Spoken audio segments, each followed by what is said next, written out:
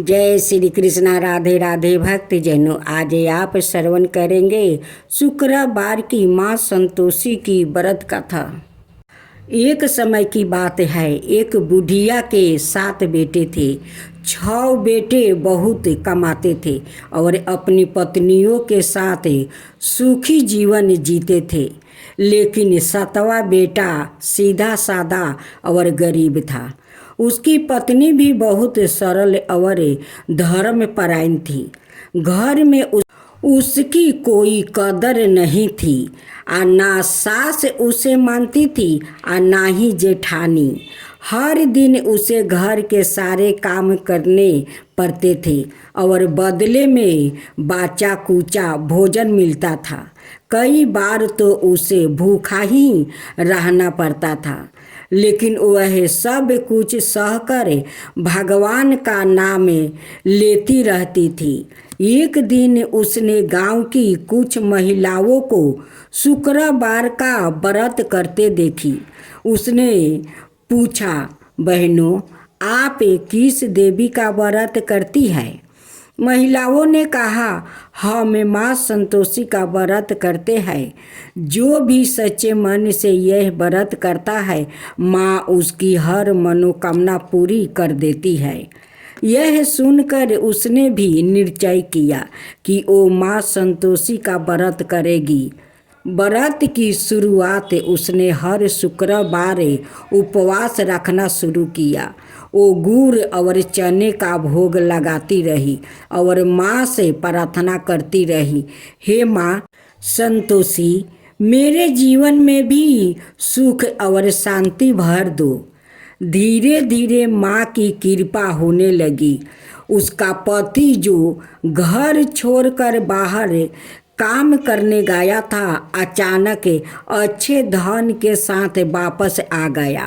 अब उनके दिन बदलने लगे, लेकिन उसकी जेठनियाँ उसे जलने लगी। उन्होंने उसकी परीक्षा लेने की ठानी।